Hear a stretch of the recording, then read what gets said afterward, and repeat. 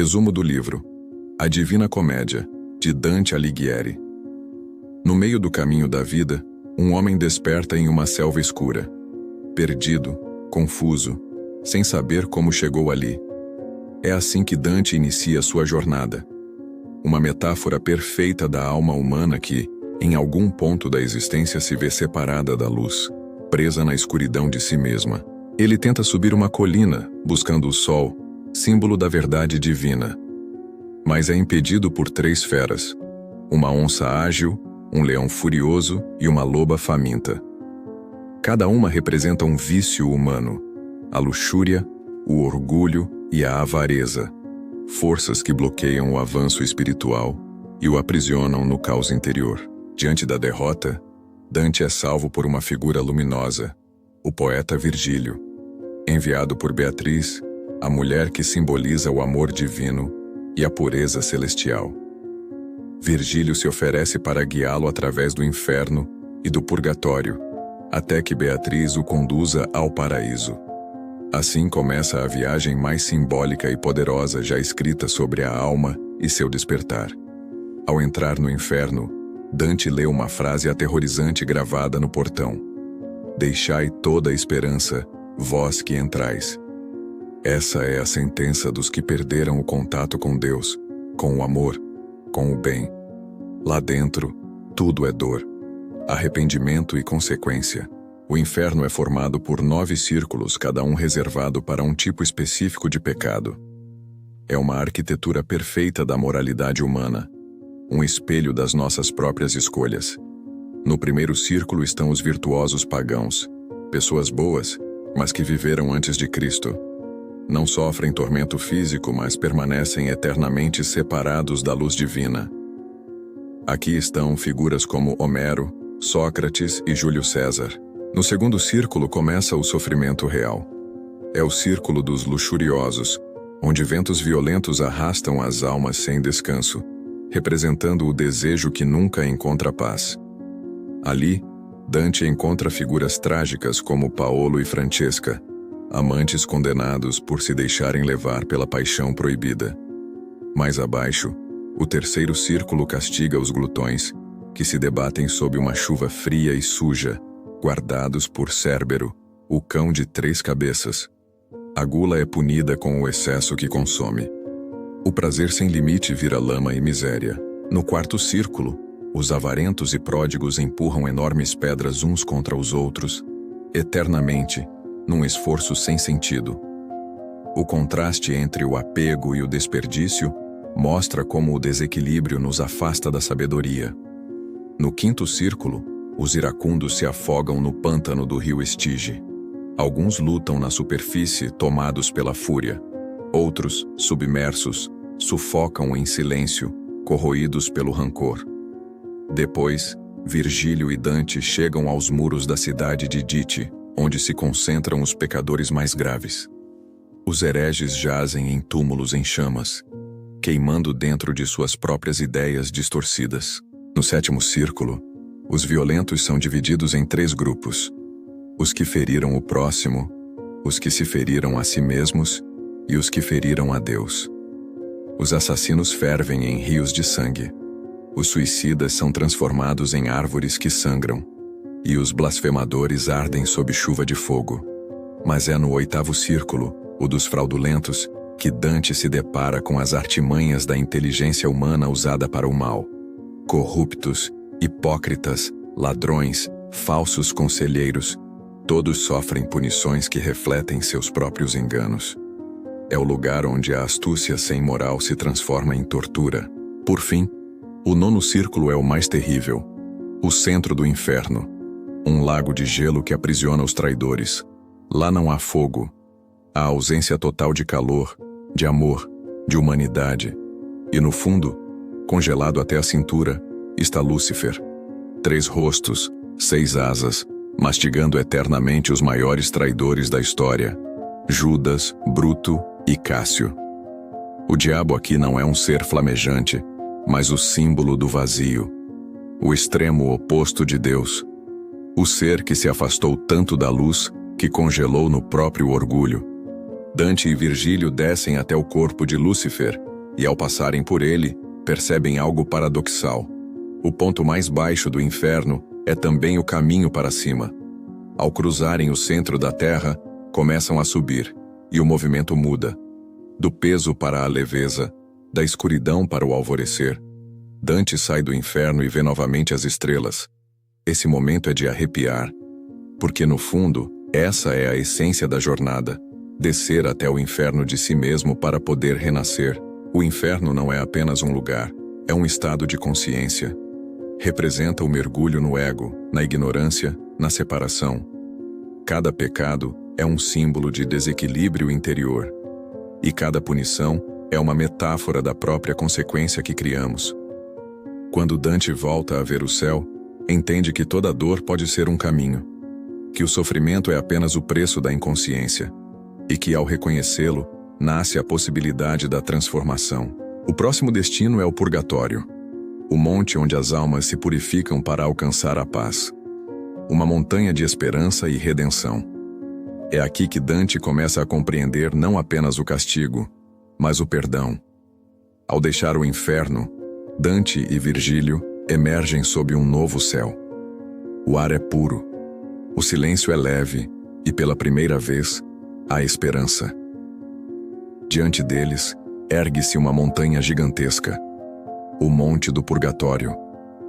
Cada degrau é uma etapa da alma que busca se libertar do peso da culpa. Aqui não há gritos de desespero, mas cânticos. O sofrimento ainda existe, mas é voluntário. Cada alma aceita sua dor como parte da purificação. A diferença é profunda. O inferno é prisão, o purgatório é caminho. Dante percebe que toda alma que sobe ali tem o mesmo desejo: reencontrar Deus. E o que move cada uma delas é o arrependimento verdadeiro.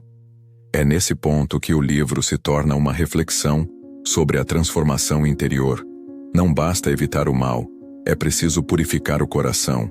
Virgílio o conduz pelos 7 terraços da montanha, que representam os 7 pecados capitais. Em cada nível, Dante testemunha o peso do ego sendo dissolvido. No primeiro, os orgulhosos carregam enormes pedras sobre as costas, aprendendo a humildade. No segundo, os invejosos têm os olhos costurados, para que deixem de olhar o que é do outro e aprendam a ver com o coração. No terceiro, os iracundos vivem imersos em névoa densa, até que a luz da paciência os liberte. No quarto, os preguiçosos correm sem parar, movidos pelo desejo de servir. No quinto, os avarentos e pródigos estão deitados no chão, orando, até entenderem que o valor não está em possuir, mas em doar. No sexto, os glutões passam fome e sede, diante de árvores repletas de frutos que não podem tocar. Assim aprendem a controlar o desejo. No sétimo e último, os luxuriosos caminham através de um muro de fogo, queimando o excesso de paixão para renascerem puros. Cada degrau é uma lição sobre equilíbrio, humildade e autodomínio. Dante entende que o verdadeiro inferno é o apego, e o verdadeiro purgatório é o processo de se libertar dele. Quando ele chega ao topo do monte, encontra o paraíso terrestre, o Éden, o lugar onde o homem vivia em harmonia antes da queda. É aqui que Virgílio se despede. Ele representa a razão, e a razão só pode levá-lo até certo ponto. Para ir além, é preciso fé. É então que surge Beatriz envolta em luz. Ela simboliza o amor divino.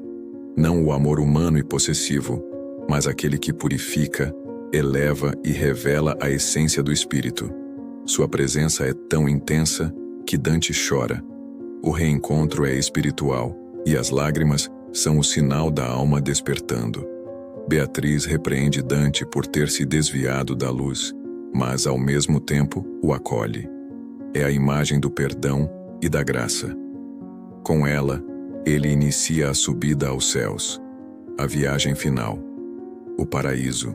O paraíso é composto por 9 esferas celestes, cada uma representando uma forma de bem-aventurança, um grau de proximidade com o divino. A viagem agora é feita pela mente e pela alma, não mais pelos pés. Na primeira esfera, Dante encontra os que cumpriram seus deveres com pureza. Na segunda, os que viveram guiados pela fé. Na terceira, os que se dedicaram à caridade.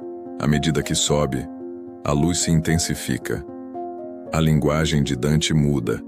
O que antes era concreto e material, agora se torna simbólico, transcendente. Ele percebe que quanto mais perto da divindade, menos palavras existem para descrever o que se vê. Nas esferas seguintes, encontra sábios, mártires, santos e espíritos que, mesmo humanos, tocaram a eternidade com suas ações. Cada um representa um aspecto do amor em sua forma mais pura: sabedoria, justiça, coragem e compaixão. Em uma das visões mais belas do livro, Dante contempla a rosa celestial, uma imensa flor de luz, formada por almas dispostas em perfeita harmonia. É a imagem da unidade divina. Cada ser ocupa um lugar único, mas todos fazem parte do mesmo corpo. A visão cresce, e ele é tomado por uma sensação indescritível de totalidade. O tempo, o espaço e o ego se dissolvem. Não há mais eu e outro, há apenas o todo. Finalmente, Beatriz o conduz até o limite final da visão humana. Lá, ela desaparece, e quem surge é São Bernardo, que o guia na contemplação direta de Deus. Dante olha para a luz eterna e percebe algo que transcende toda razão. O universo inteiro é sustentado pelo amor. Um amor que está em tudo, move tudo e é o próprio sentido da existência. Nesse momento, sua mente cessa. Não há mais perguntas, nem dualidade, nem dor. Apenas paz absoluta. E então ele entende. A jornada pela selva escura, pelo inferno, purgatório e paraíso, não é sobre geografia espiritual, é sobre consciência. É a trajetória da alma humana, perdida na ignorância, purificada pela dor e iluminada pelo amor. A Divina Comédia é o mapa da transformação. Cada passo de Dante é um passo de todos nós. O inferno mostra o que acontece quando nos afastamos da verdade. O purgatório revela o poder da humildade e da redenção. E o paraíso é a lembrança de que o destino final é a luz. No fim, Dante contempla Deus como 3 círculos de luz que coexistem em perfeita harmonia, uma trindade eterna. Ele tenta compreender, mas entende que certas verdades não se explicam, apenas se vivem. E quando retorna à Terra, traz consigo uma única certeza: o amor é a força que move o sol, as estrelas e o coração humano. Silêncio. Respiração. Luz. Assim termina a jornada. Mas talvez a verdadeira pergunta seja: e você? Em que parte da sua própria Divina Comédia está agora? Ainda preso aos círculos da mente? Subindo o monte da consciência? Ou começando a vislumbrar a luz? Cada leitura desse livro é um espelho. Cada verso é um convite para atravessar o inferno interior e descobrir o paraíso dentro de si.